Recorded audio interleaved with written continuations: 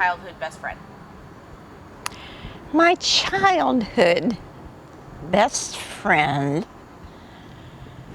her name was Dolores, and she lived like a half a block away, and we went to school together.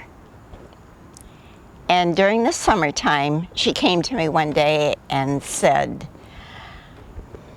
I have a job offer. And they asked me if I had someone else to bring. So I thought about you. So we ended up going for this job, and it was separating eggs.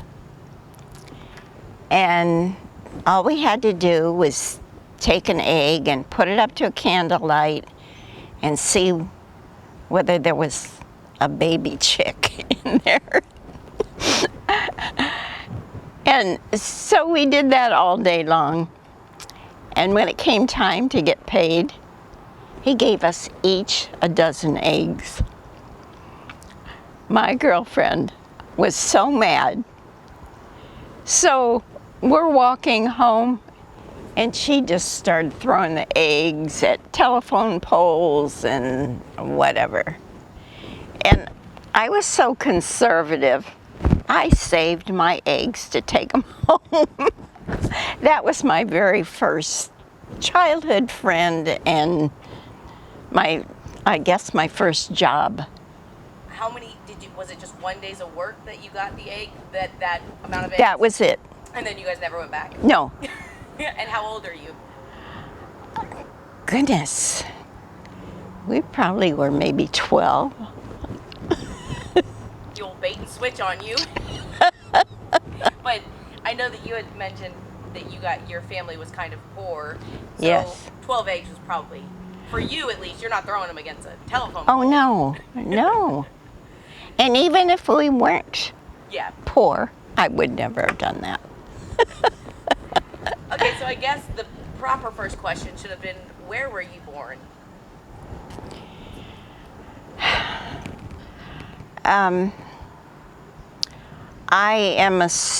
I was born in Gary, Indiana, and my parents were living with my grandmother at the time.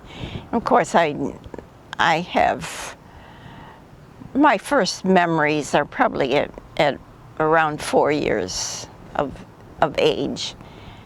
And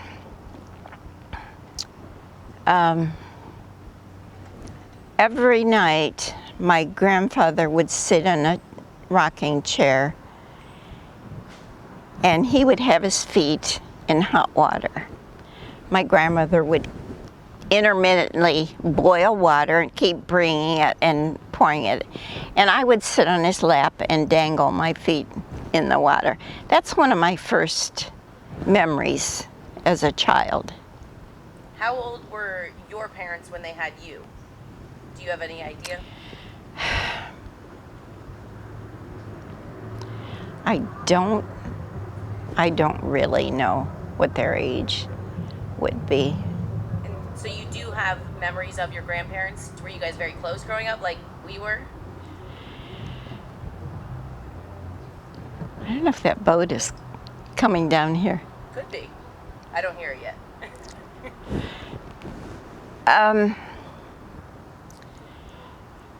What were their names? Let's start with that. What were your grandparents' names? Sarah and Leroy Walton lived in Michigan. That was my dad's parents. We would go there every summer. And my maternal grandparents were John and Anna Fabian, Hungarian. And the Waltons were like the Campbell soup, a little bit variety of everything. And we would spend every summer up in Michigan. And all the families would come. My dad, I believe there were 8 kids in the family. And all the kids would come they would help with harvest and, help. And my grandfather, Leroy, Alzheimer's was never mentioned at that period of time, but we believe that's what he had. He would just disappear. Everyone would go looking for him, and they'd find him some strange place down the road or in another city, or, he just... And this wasn't, people didn't talk about mental health or illnesses like that out loud very much. No. Well, they had no idea what it was. Goodness, so you guys would just find, and then he would just kind of come back home? Yeah, well, he'd either come back home or they would find him. Yeah. They would hunt for him. Oh, goodness. Well, I didn't know we had it in the family. I'm happy to see no one else yet. Oh. But you saying that you guys, all the families came, got together, and spent every summer together, that reminds me a lot of our family and our holidays and our reunions. Oh. And I can now see that it's something that it was the way you were raised, and that's why you raised us this way. You were always, everyone come over to my house, I'm going to cook, I'm going to take care of you guys. We had Walton reunions every year, and the families would come. They'd come from all over. So I got to know my cousins and, the distant families. It was wonderful. And I still wish that we had them, and a lot of the family wishes that. But people have moved so far away that it's kind of impossible. Yeah, it's crazy how the world is smaller these days because we can travel a little quicker. But back then, it's like we almost had more time. So you guys, it's good to know that you guys did this, and I can totally see why you made sure that was a tradition we had in our family. And I now do that with my kids. I always want to be the host. I always want to get all the family together.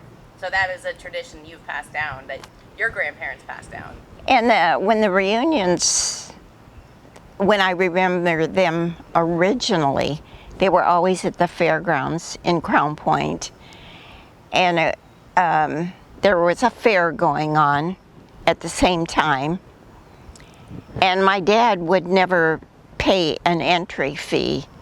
So he would park along the side of the road and separate the wires on the fence, and us kids would crawl through one at a time. And we were up on the top of the hill where we'd always park, and all the family would be up on the top of the hill. And then we went and enjoyed all the events. I had one aunt that every year she would enter salt shakers. She collected salt shakers. So that was her display.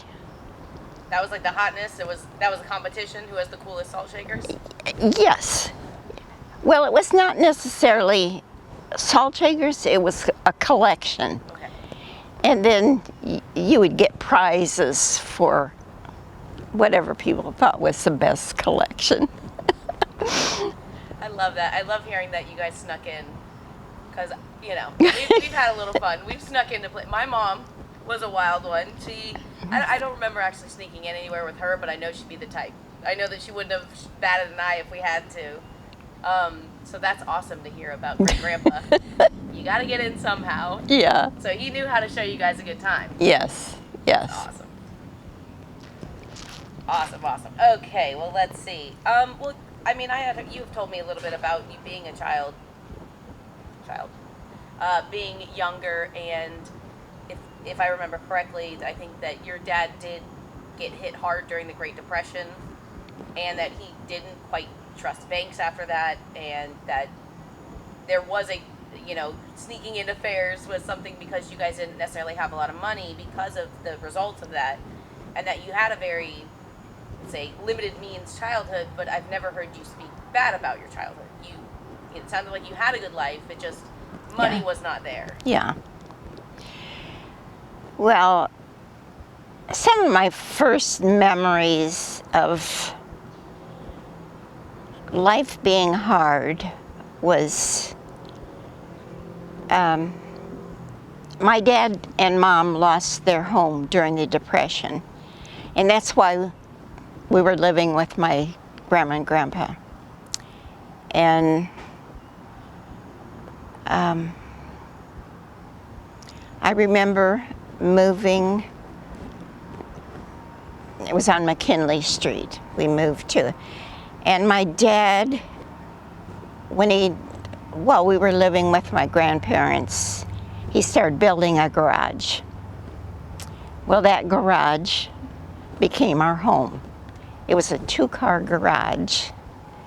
We ended up with 6 people living in a 2-car garage.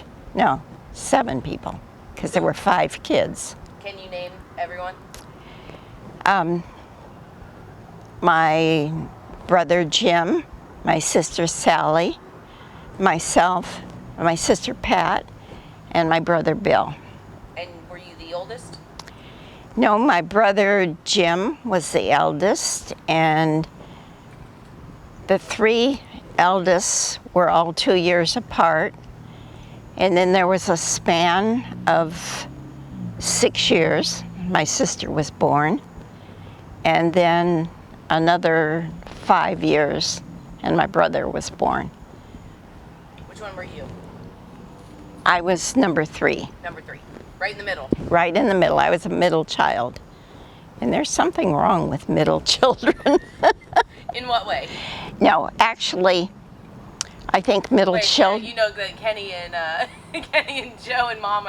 Well, Mom's up there laughing right now at that one, but Kenny and Joe were like, "What do you mean?" I think middle children, like myself, become peacemakers because we're always in the middle of everything. You know, is it right? Is it wrong? Are they right? Or they, you know, and you try and figure it all out and try and make everyone happy.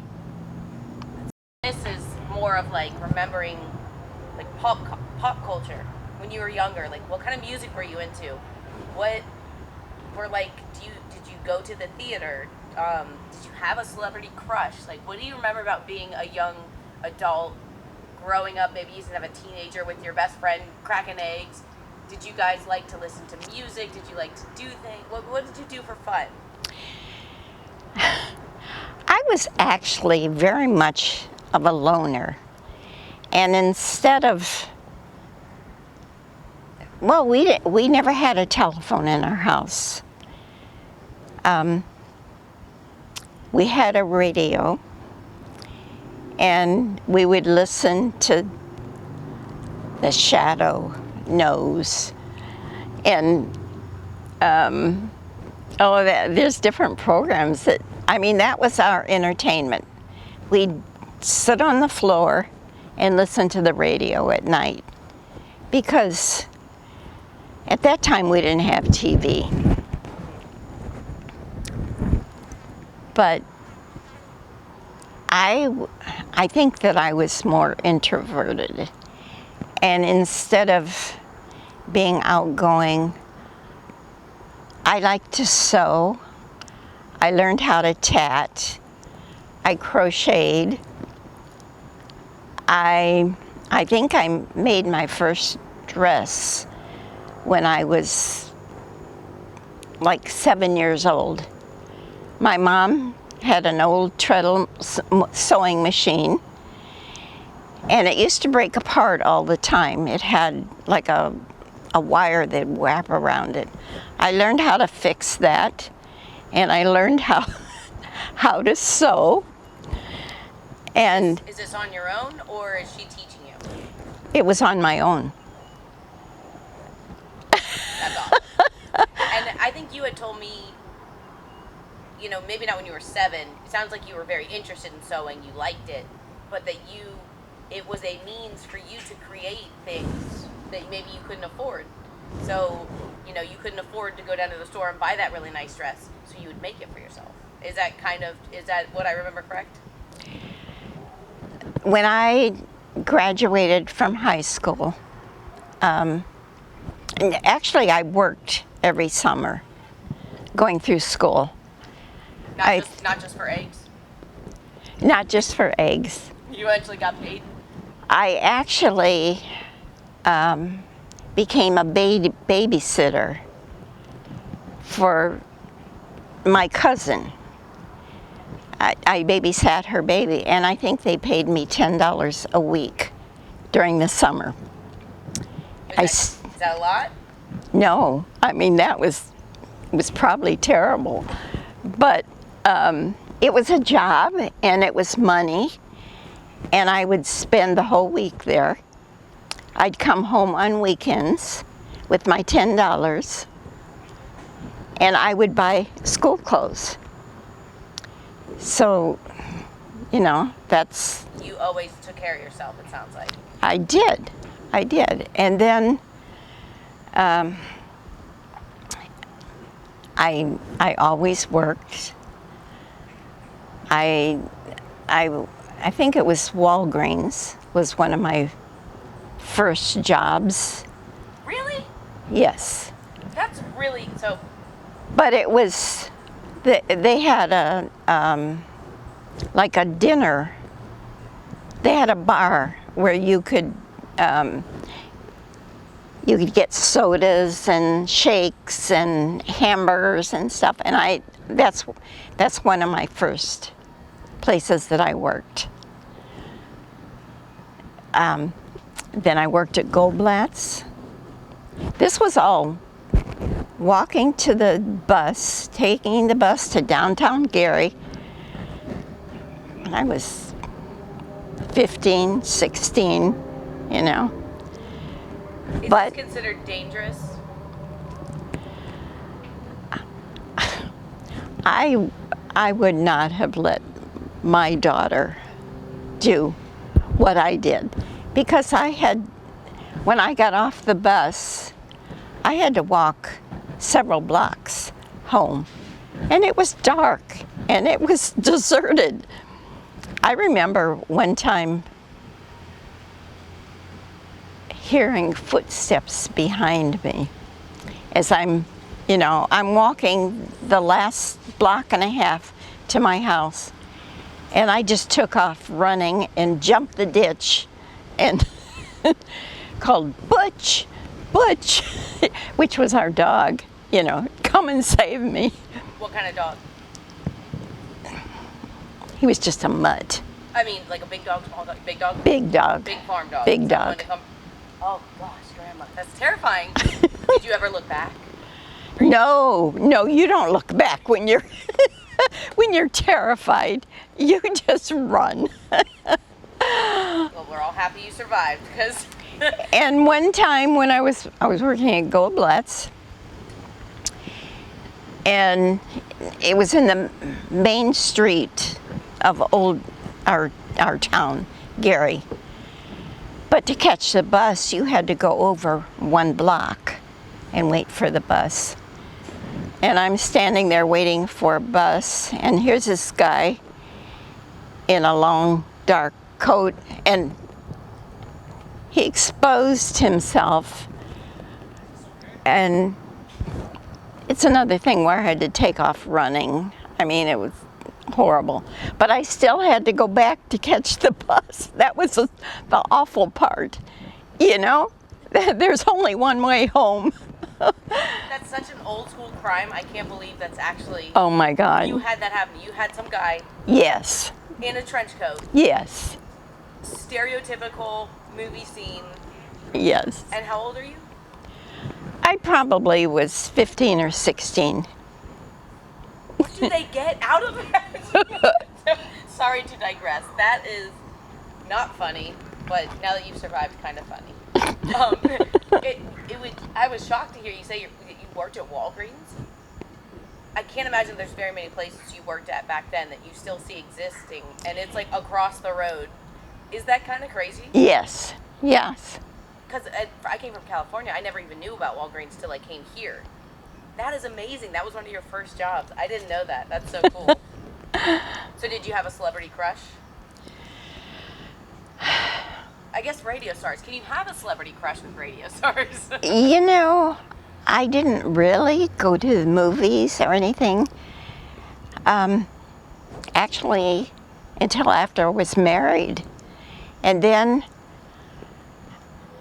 well, actually, I wasn't married yet. I was working in the mill in downtown Gary and met the nicest group of girls that would catch the South Shore train and go into Chicago and go see a stage play, then come back in town, and then I would have to drive home from downtown Gary.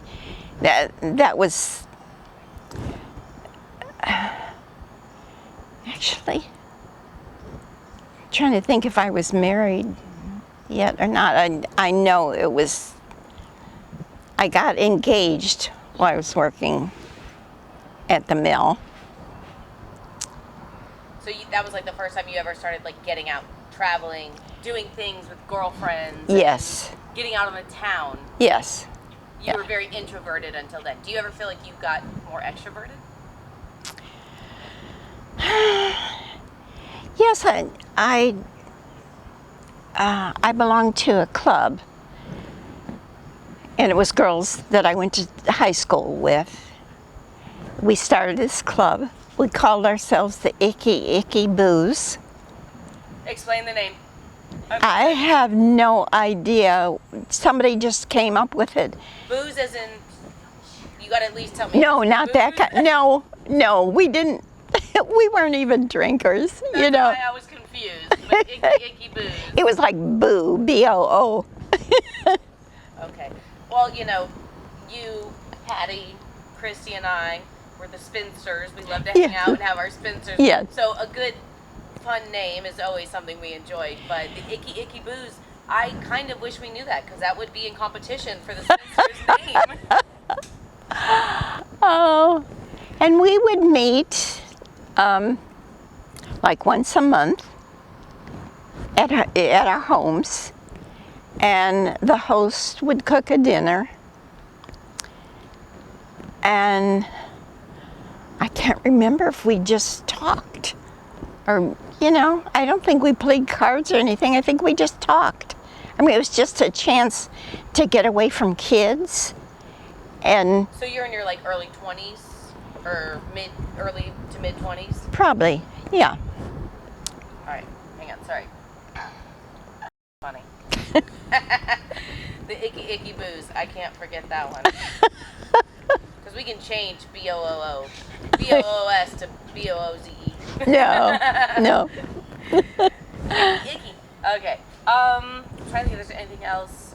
You know, the one thing that I haven't heard about your childhood that I do know that you told me about, you had mentioned it was a 2-car garage, and there was 6 or 7 of you. Seven? 7. What was your room like?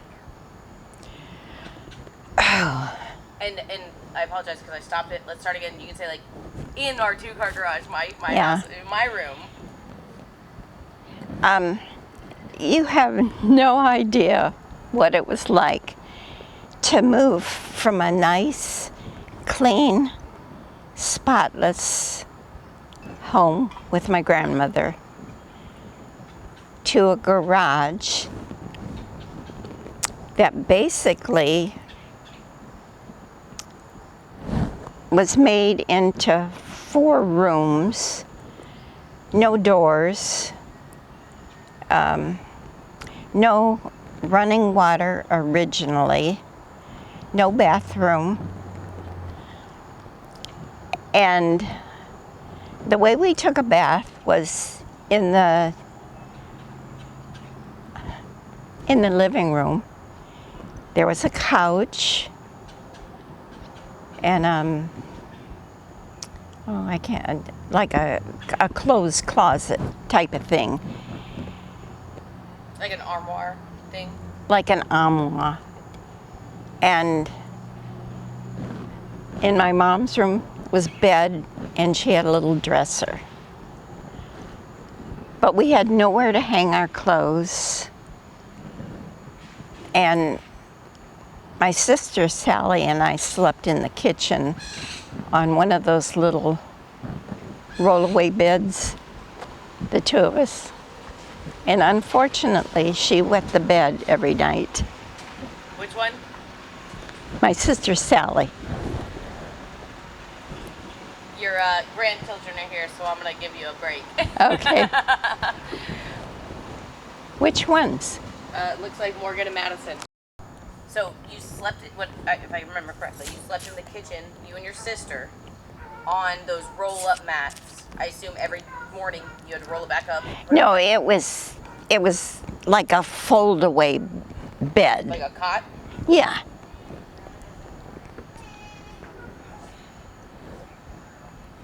Even though you guys were, first off, just to clarify, you were in the garage of your grandma's house. So did you ever get to? No. Oh, okay.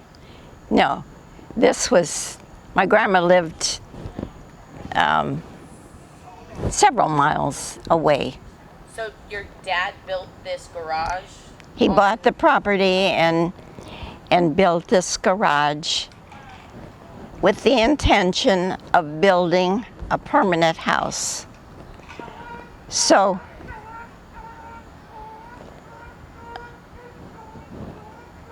Is that a human or an animal? A dog?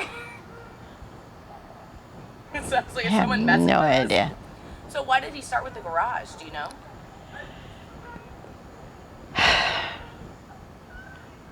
Why would you start with the garage? You're like, I have no idea. Okay, fair enough. Were you the kind of family, like, were your parents, like, chores? They had everything, you had, like, a full list when you weren't working or schooling, you were doing something in the house? It was kind of like everybody just got out of the house. You know, it was so confining. And How long was that? How long was that your home? What age to what age? till I got married. What age to what age? When did that start? When did great grandpa build that? I went into the first grade when we moved there. So how old are you in the first grade? 6. So from 6 to 18, I lived there. What was grandma and grandpa, your mom, your great grandma and grandpa, your mom and dad doing for work in the time in between? Do you remember? You're saying my Your parents. My What did your parents. parents do for work while you were there? Oh, my mom never worked. My dad never gave her money. My dad bought the groceries, and my mom was a homemaker. That was it. But she's the sweetest, most gentle person in the world. But my dad was just overpowering. She never had money. She lived her life in storybooks. Every day she was curled up on the couch with a book. And our house was never neat. It was always just a cluster of everything. And I told you I came from my grandma's house, which was so neat. My grandmother used to crawl across the floor and dust it on her knees. And her bed was filled with down from she had a chicken coop, and she would fluff this down cover on her bed every day. The house was just magnificent, I thought, as a child. And then to come and live with no bathroom, no running water. We had a bucket that we would basically pee in at night. So it was not a great way to grow up. And that lasted from 6 to 18. Yes. And did you ever go, I'm going to spend the weekend at Grandma's. My grandmother took me every summer. And You guys were close? yes, yes. I would spend the summers with her. And my life in the summers was my grandmother would go to her friend's house and we would play bunco or roll the dice. And the only movies that I ever saw in my childhood, my grandmother took me to. And one of them that we went to see was Gone with the Wind. That was when it first came out. What year was that? So I feel like you'd be a kid when that movie was. I was. Oh, okay, you're right. Quick little Google search. Gone with the Wind. 1939. How old were you in 1939? I was born in 34. So you're 6 years old. Yeah. In the theater. Yes. Do you remember the movie? I do remember the movie. And also, my grandmother would take me to the park every day, which was, was quite a distance. But we walked to the park and they had a swimming pool, which was probably filled maybe 8 inches at the most. It was just, basically you were walking in water. Yeah. Gotta lay down to yeah. cool off. But I enjoyed going with my grandmother. Even though you had so much trials and tribulations in your childhood, and that clearly your family struggled, looking back, how would you talk about your childhood? Would you say you had a good one? Would you say you had a normal one? Would you say it could have been better? It was definitely not normal because my friends all had normal houses and normal parents, and my dad felt like kids were to be seen and not heard. He didn't really talk to us or teach us. And my mom was buried in her books. So I always felt like I have to make my own way. I have to learn on my own. Where my sister, she would bury herself in books.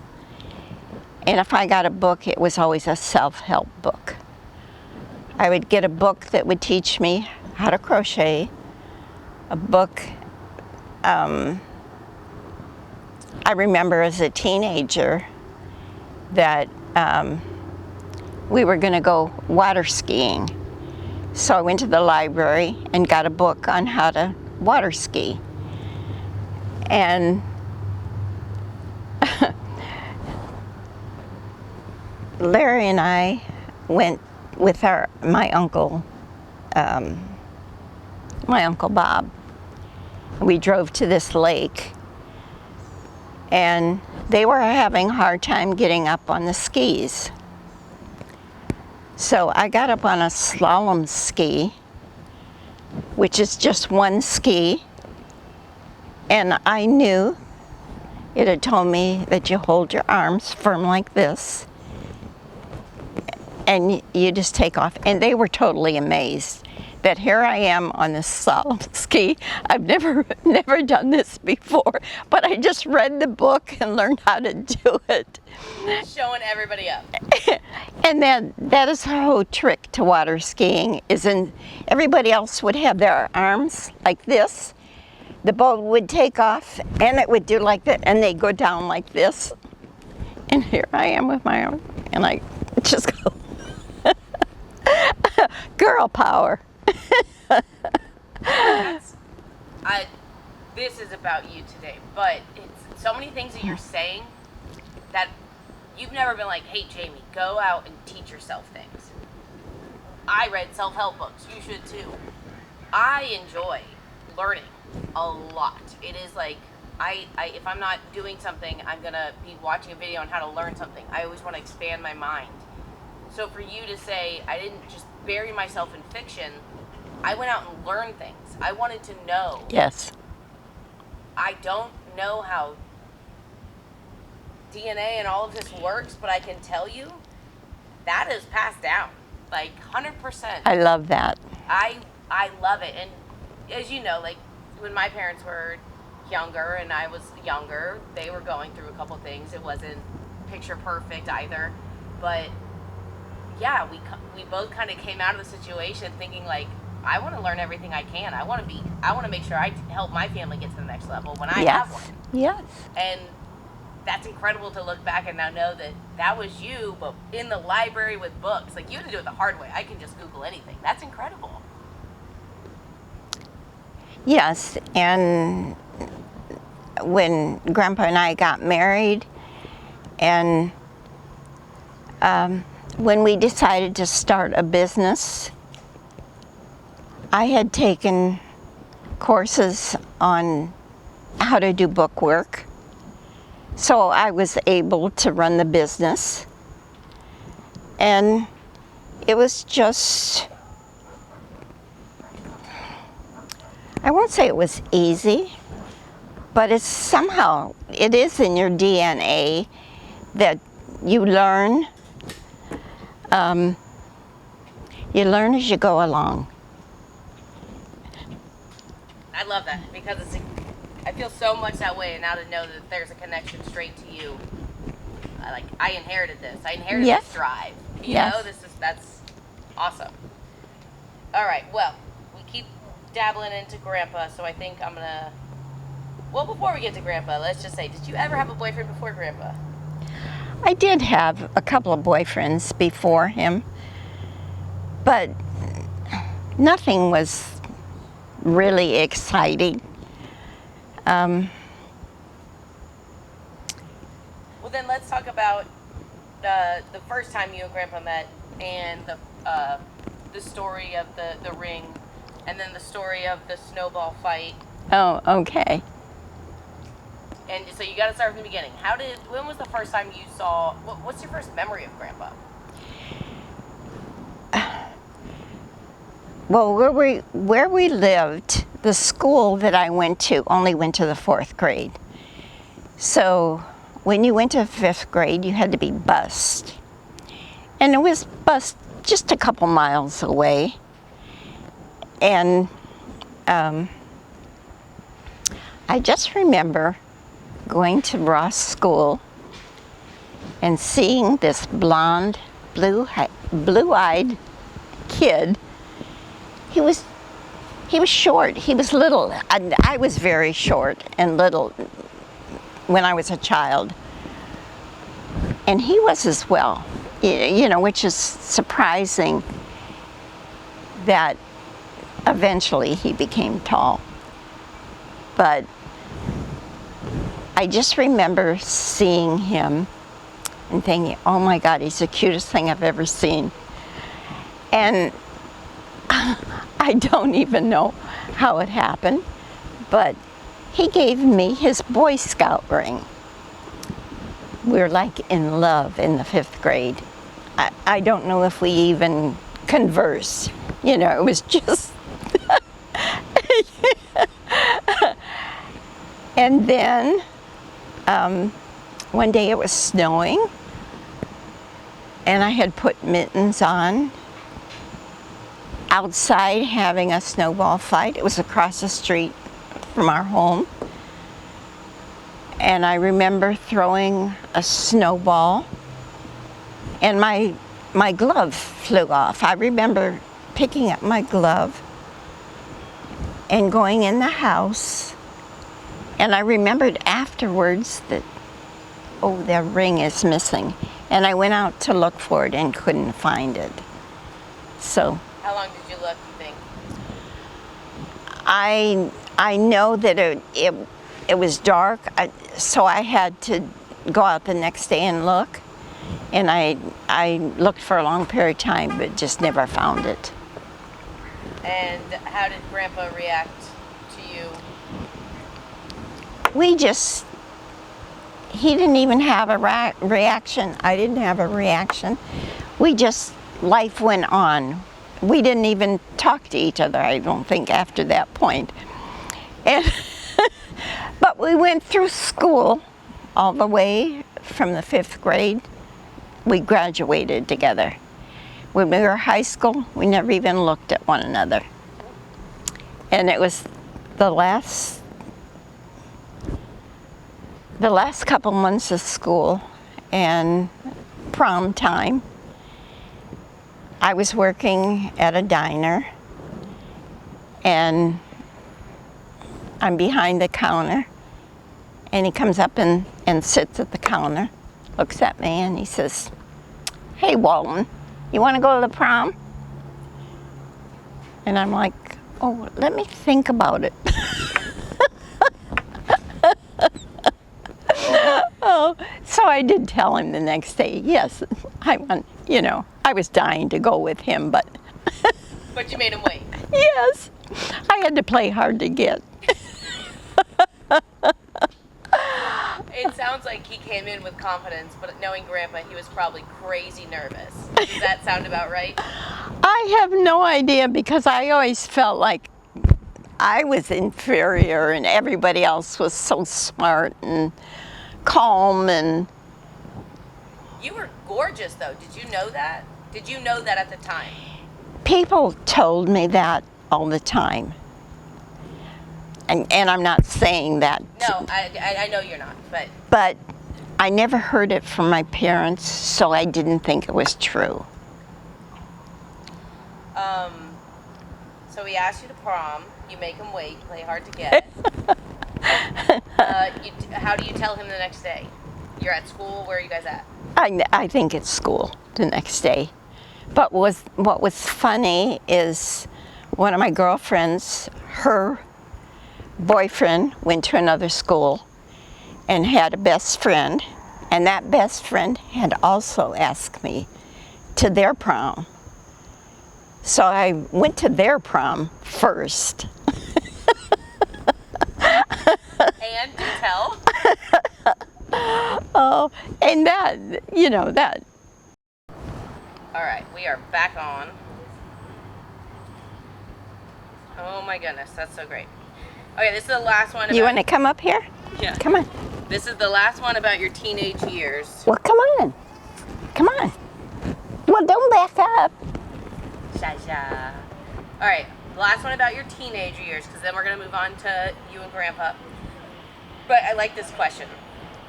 It says, describe your teenage self in 3 words. My teenage self. Oh my God.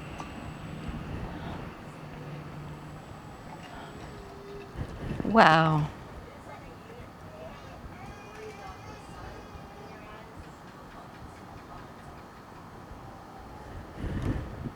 Tough, right? Well, you had said you were a little introverted. So let's start thinking about the things that you were. You were very self-sufficient. You were driven. I mean, there's a lot of things that, from what I've heard, that I could say you were. Looking back, knowing, you're about to turn 90, all the things you have been through, all the struggles you've ever had. Imagine that you, as a 15, 16-year-old, was standing in front of you. Like, what would you say to her? To knowing all the accomplishments you've done. You live on the most beautiful island in the world. You're sitting on your dock while the ocean passes you by. You came from a 2-car garage with parents who didn't necessarily express their love and support for you.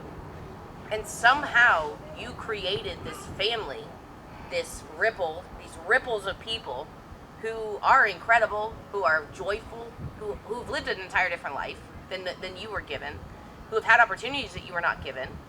But you rose from that and are what you are, and made me who I am, and made all of us who we are, from this crazy, dim place. What would you say to your teenage self? That's, you've come so far. What would you say to her if she was in front of you? When I was a teenager, I really didn't think like other teenagers. My only thought was to get out and build my own life and find someone in my life that wouldn't be overbearing like my dad, and that I would not be subservient like my mom. So even back then, when that was kind of the way it was, you knew, I want to find a man, and you wanted things to be different. And it's funny because Grandpa was the opposite. He wanted to find a woman that was not overbearing like his mom. And his dad was the sweetest, kindest gentleman in the world. The kind of person that would open the door for you and buy gifts for you. And Grandpa was not really that way. He would, there were times when we would go out and I would stand to one side of the door, a double door, and he would open that door into me. And I would be like, what are you thinking? And he acted like it was my fault. Well, why did you stand there? I'm like, oh my God, this man. He's lucky he's cute with blue eyes. It took me a long, many years to get him to be a gentleman. Okay, so you kind of opened a door now that I'm super curious about. Can you tell me, just from what you remember, about Grandpa's mom and dad? Because, unfortunately, I didn't sit Grandpa down. I should have done this years ago. I would love to know your impressions of great-grandma and great-grandpa. And, I mean, hearing that he was such a gentleman, it brings a smile to my face. I know it took Grandpa a very long time to come around and act that way. I hope he came around eventually for you. But what do you remember about when you first met them, and especially coming from a family that didn't have means and didn't necessarily support you in the way that you needed, and then you meet Grandpa, and he's just got a family that you would think he was like picture perfect. He was awesome, absolutely awesome. And my mother-in-law taught me so much.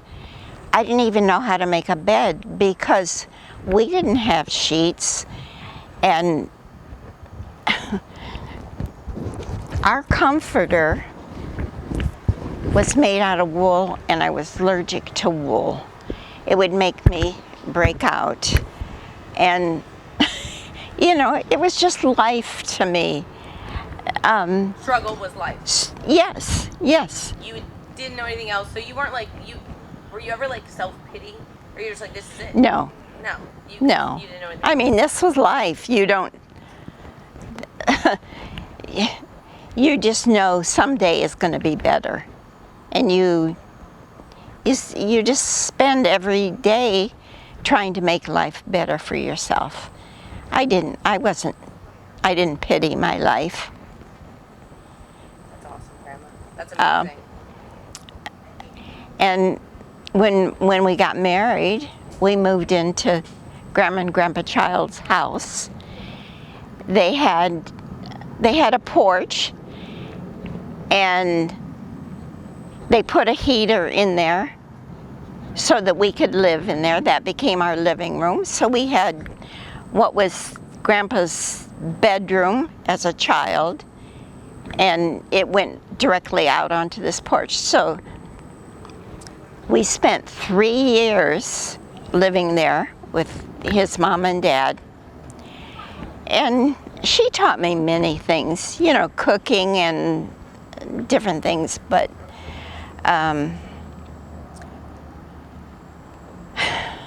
would you say,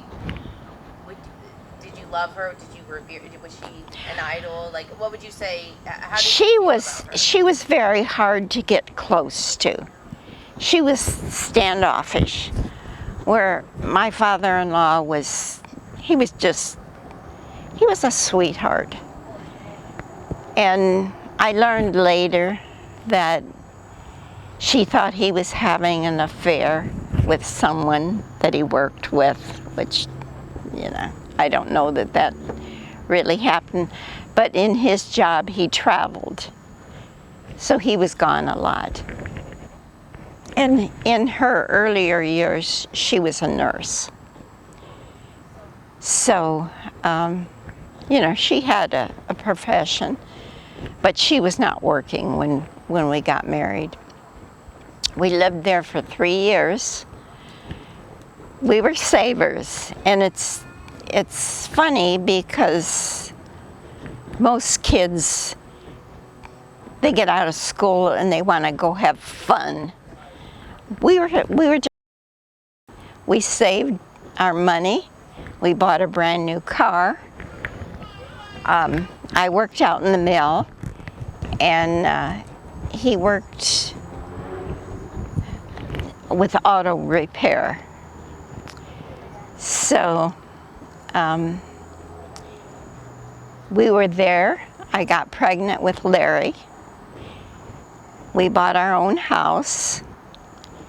So we moved away, and we had saved enough money that we went to Chicago.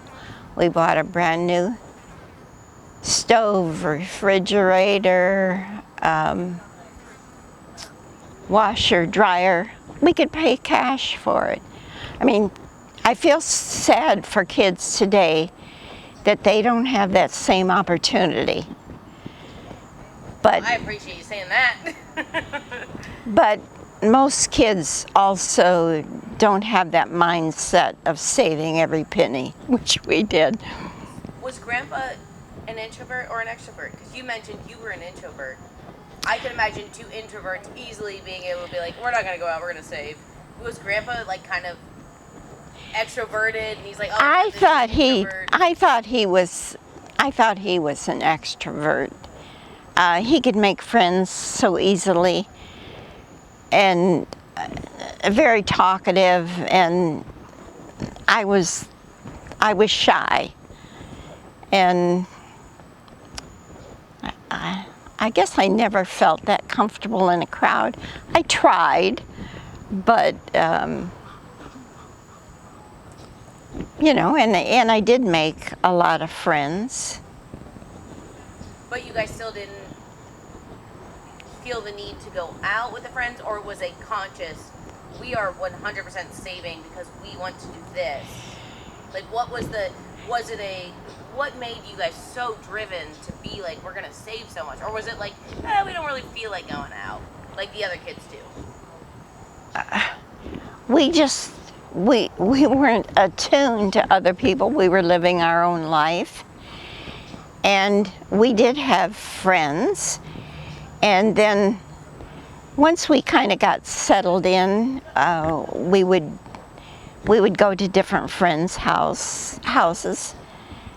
And then we found out that some of the couples had decided to have extramarital affairs.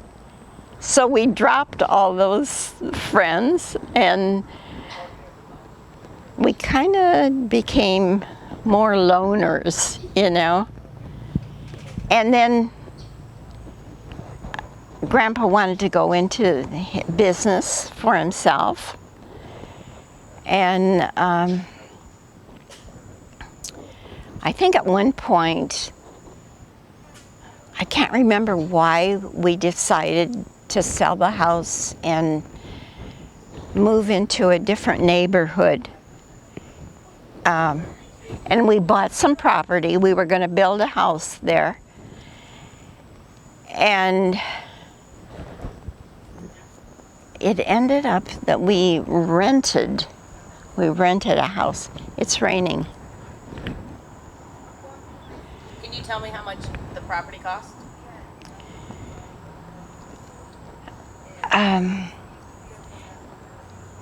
Well, it was like $3,500 for the piece of property that we bought. And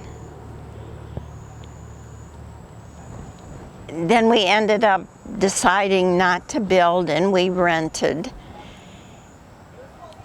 And